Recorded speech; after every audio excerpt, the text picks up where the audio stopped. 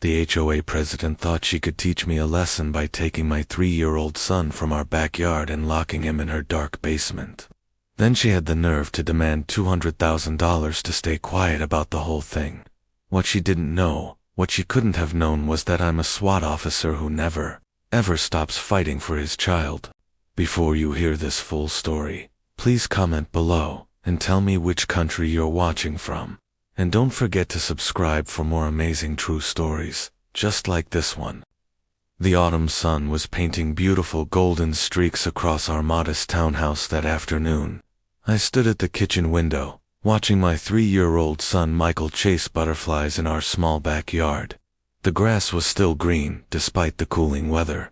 The oak tree in the corner was just starting to turn orange and red. Michael's laughter rang out clear and pure.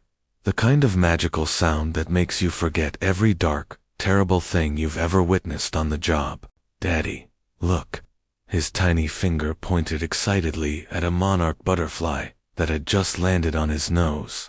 Those bright blue eyes, so much like his mother's, sparkled with pure wonder and innocence. "My name is Jake Morrison. I'm a police officer, specifically a SWAT team leader, with 15 years on the force. Over those years, I'd faced armed criminals in tense standoffs.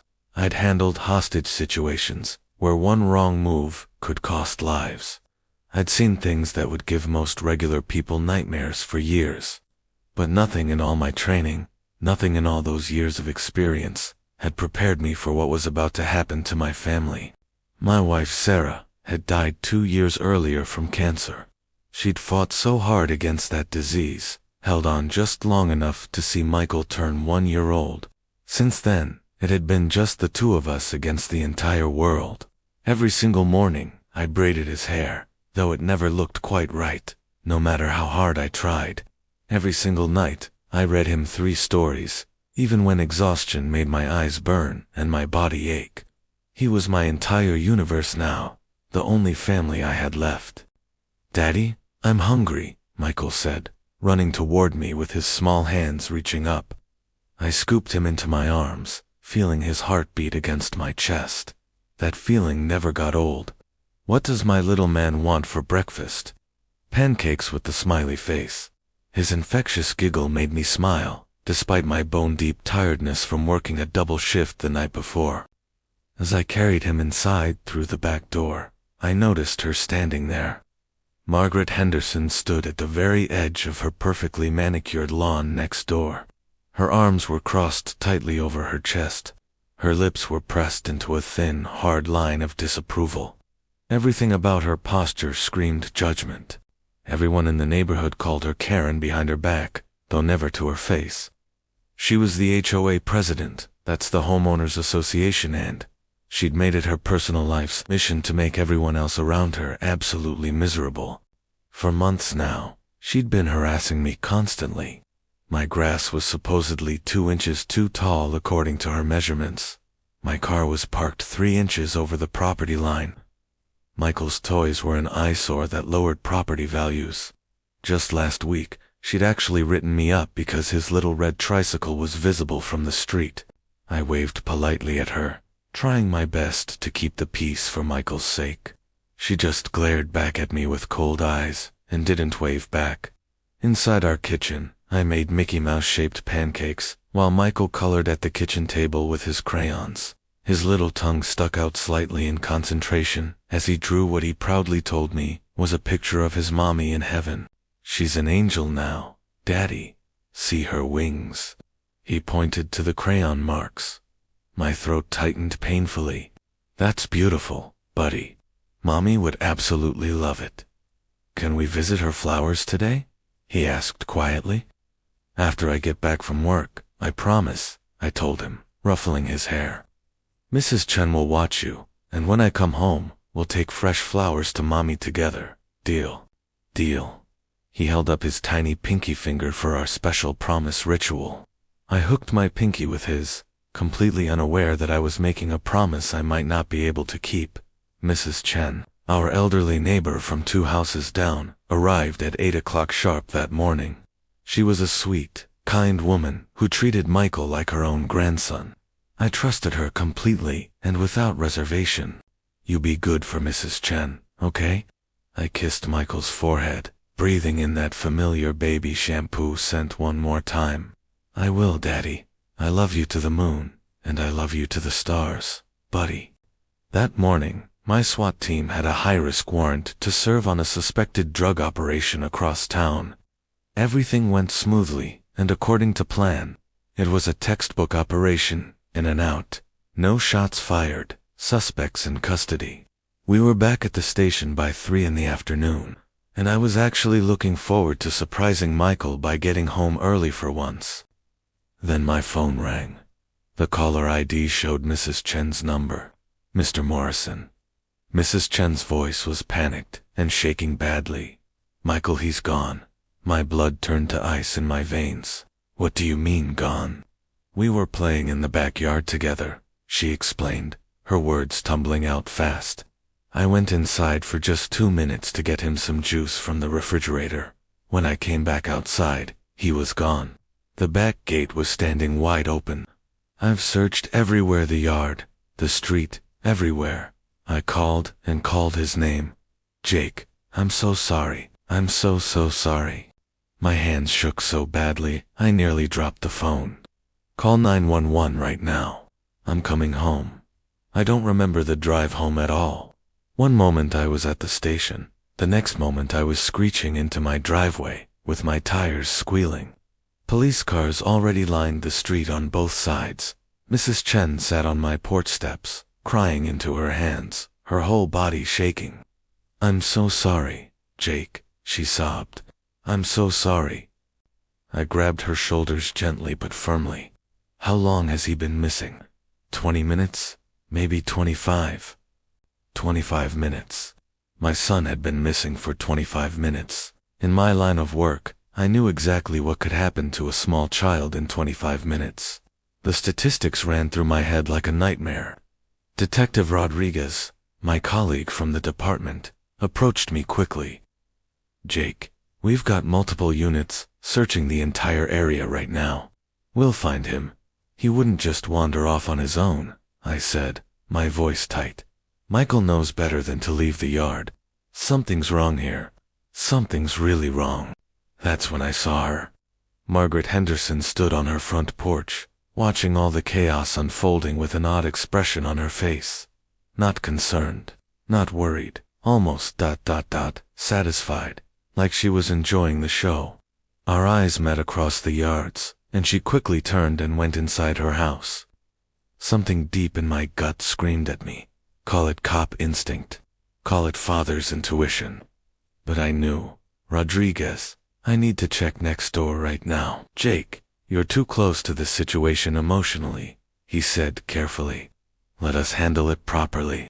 That woman has been harassing me and my son for months. I have a very strong feeling about this.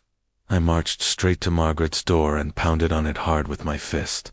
She opened it slowly with a smug smile on her face, the kind of smile that made my blood boil. Can I help you, Officer Morrison? She asked sweetly. Some people really should keep better watch on their children, don't you think? Have you seen my son? I demanded. Your son? No, I haven't seen him at all today.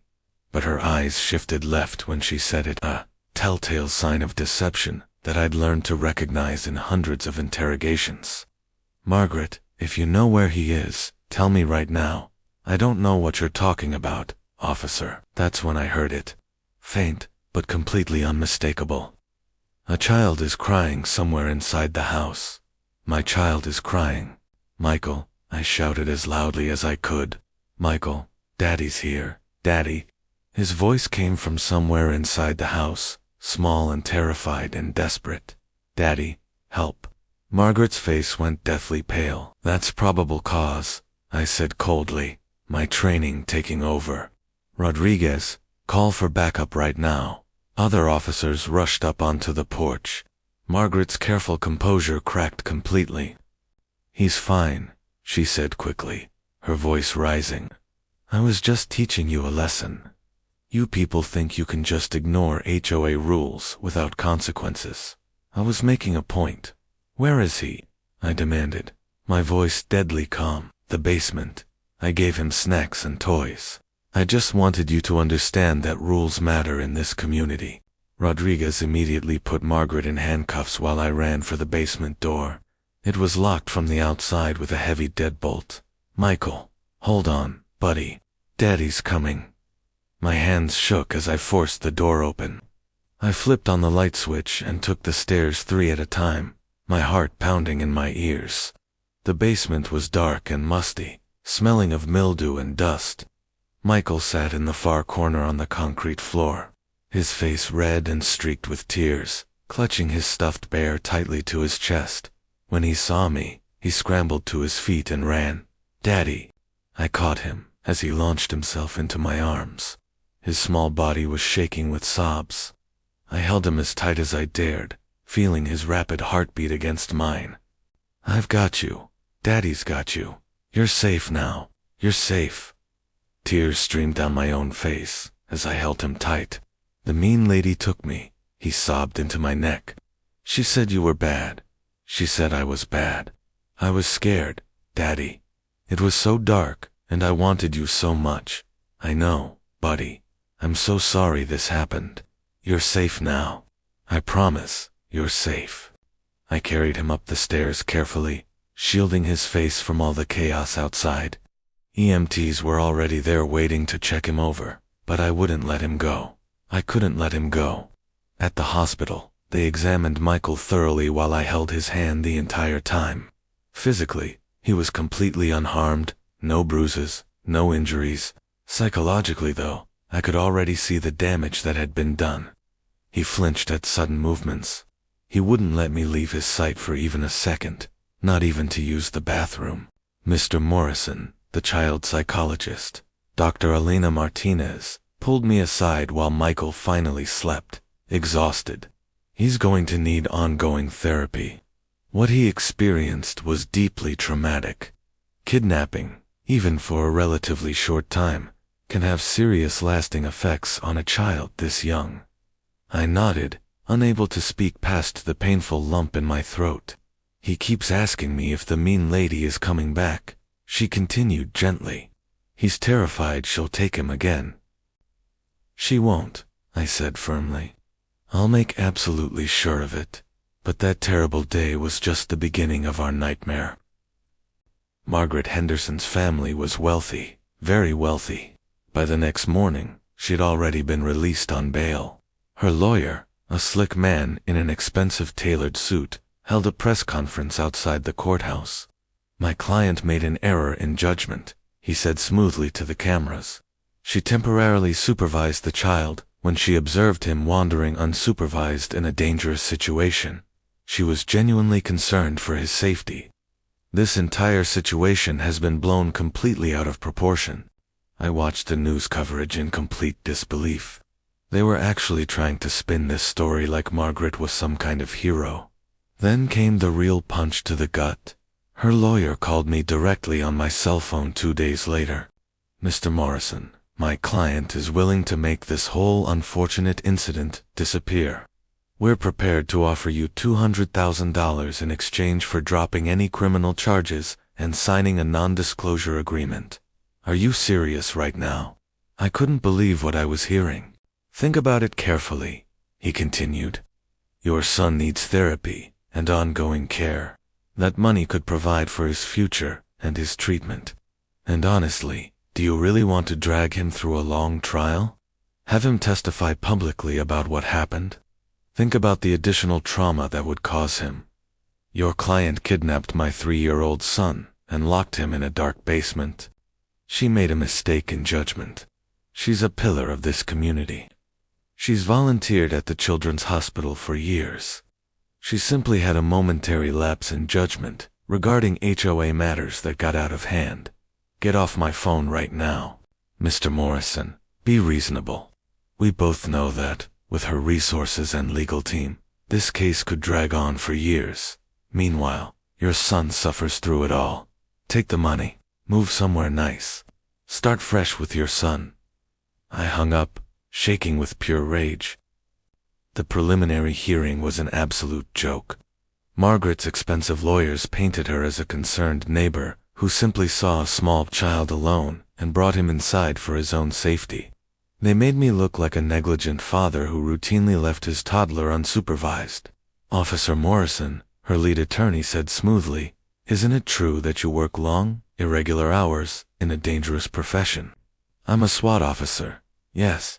And your son is frequently left in the care of others, correct? With trusted neighbors?" "Yes."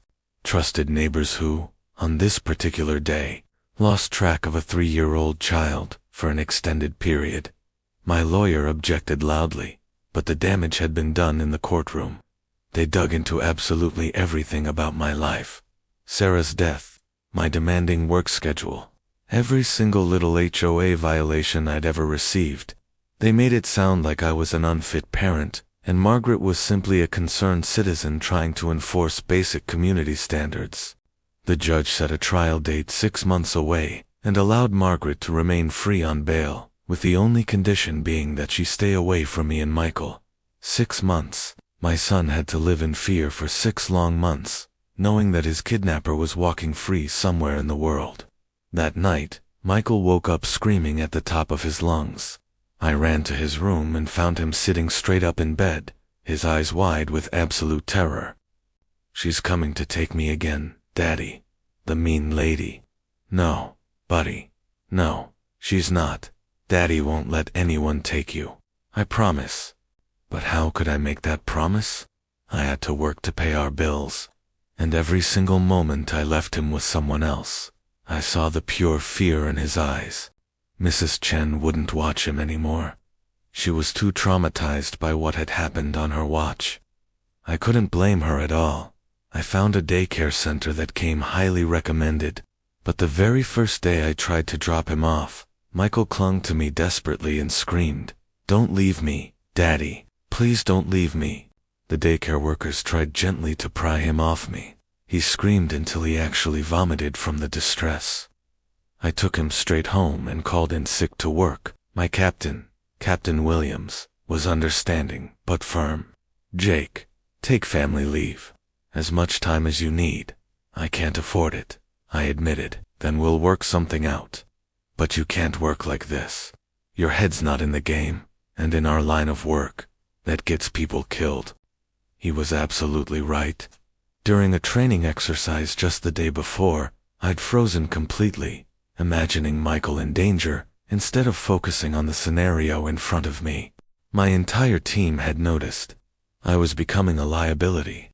The weeks crawled by painfully slowly. Michael stopped playing with his toys. He stopped drawing his usual pictures. He barely ate anything. His bright, joyful spirit had been completely crushed by one cruel woman's actions. "Daddy," he whispered one night as I tucked him into bed, "am I bad?" "What?" I was shocked. "No, buddy. Why would you ever think that? The mean lady said you were bad, and I was bad. She said we didn't follow rules. Is that why Mommy left?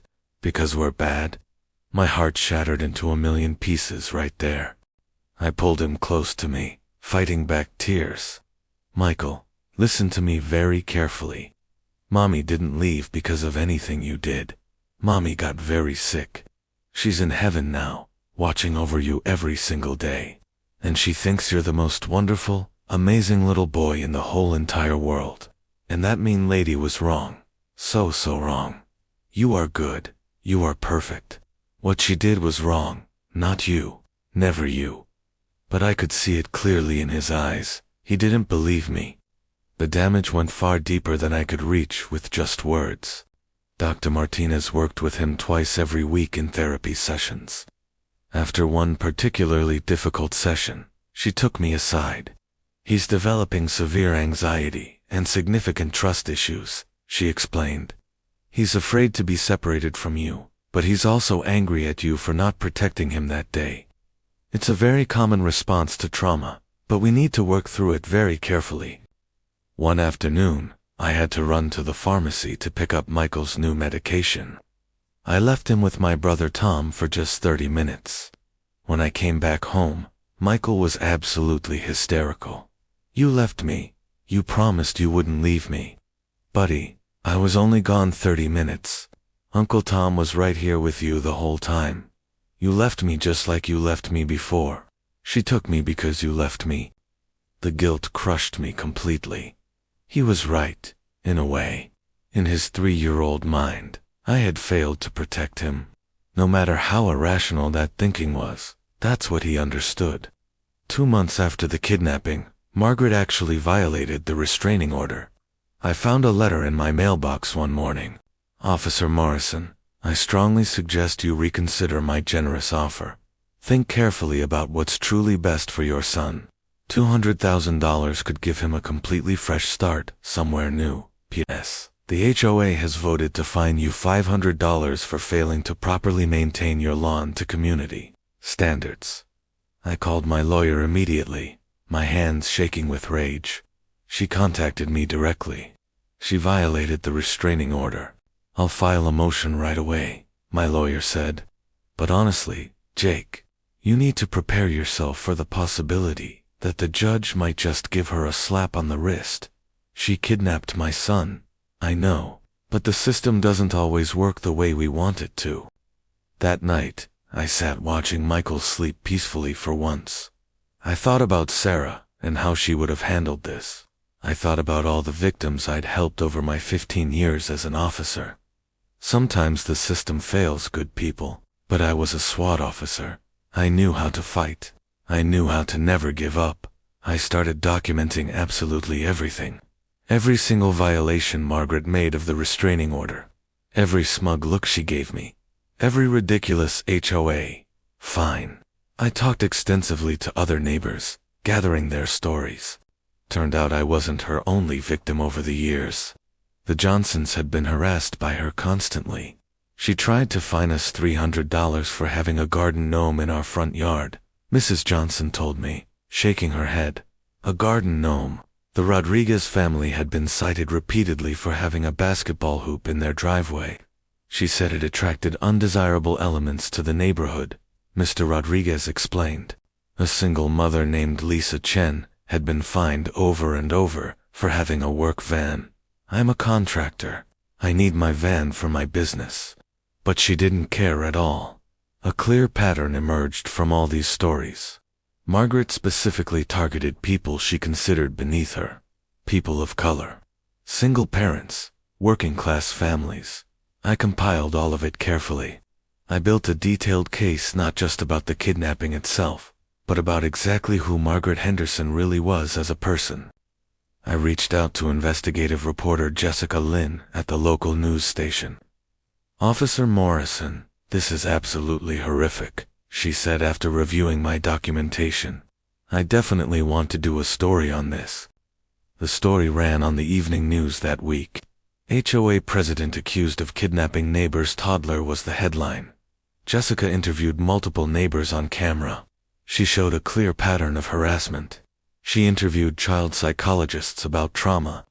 The segment ended with footage of one of Michael's drawings, a picture of himself alone in a dark basement. The public response was absolutely explosive. The story went viral on social media within hours. Protesters showed up at the next HOA meeting, demanding Margaret's immediate resignation. But Margaret's lawyers quickly released a statement. This media circus is trialed by media. Officer Morrison is cynically using sympathy to conduct a smear campaign against a woman who made one mistake. 6 long months after that terrible day, the trial finally began. I'd taken a leave of absence from work to be there every single day. My captain had been incredibly understanding, and my entire team had donated their vacation days so I wouldn't lose pay. Michael stayed with my brother Tom during the trial proceedings. I'd explained to him in the simplest terms I could that we were telling a judge what the mean lady did, so she couldn't ever hurt anyone else again. Will she go to jail? He asked me seriously. I hope so, buddy. I really hope so. Good. She's mean. She made me cry a lot. The prosecution presented a strong case. They had Mrs. Chen's testimony about Michael disappearing. They had my testimony about hearing Michael's desperate cries from inside Margaret's locked house. They had photographs of the basement with the deadbolt lock clearly visible on the outside of the door. But Margaret's defense team was better funded and far more aggressive. They put character witness after character witness on the stand, people from her country club, her volunteer coordinator from the hospital, all testifying about what a wonderful, upstanding person she was. They brought in an HOA law expert who testified at length about how HOA presidents take their responsibilities very seriously. Sometimes people interpret that dedication as overzealousness, he said smoothly. They tried to paint Margaret as a woman pushed to her absolute limit by a difficult, non-compliant neighbor. Then came the hardest part of the entire trial. The prosecution wanted Michael to testify in person. Dr. Martinez was strongly against it. He's only 3 years old. The trauma of testifying in court could set back all the progress we've made in therapy. But my lawyer was absolutely insistent. The jury needs to see him. They need to hear him. They need to understand what this really did to him. We prepared Michael as gently as we possibly could. The judge agreed to a closed courtroom with only essential people present. I sat in the gallery as they brought my son in. He looked so incredibly small in that big, intimidating courtroom. He wore his favorite blue shirt with dinosaurs on it. He clutched his stuffed bear tightly. The judge smiled kindly at him. "Hi, Michael. I'm Judge Sanders. Do you know why you're here today?" Michael nodded, his voice tiny. "To talk about the mean lady." "That's right. And you just need to tell me the truth about what happened, okay?" "Yes, ma'am." Michael's testimony was heartbreaking. He described being grabbed, being locked in the dark, crying for his daddy, thinking he'd been forgotten. When it was finally over and Michael left the courtroom, I could see the impact on the jury's faces. The jury deliberated for 3 agonizing days. Michael had nightmares every single night. The trial had set him back weeks in his therapy progress. On the 3rd day, they reached a verdict. We find the defendant guilty. Margaret was sentenced to 8 years in state prison. But the real victory wasn't the sentence. The real victory was that Michael, slowly, gradually, began to heal. It's been 3 years now. Michael is 6 years old. He still has some anxiety, but he's thriving. He has friends. He plays soccer. And last week, he told me something that made everything worth it. "Daddy, I'm not scared anymore. Not all the time. Just sometimes. Sometimes is enough. Sometimes means he's healing. And that's all that matters."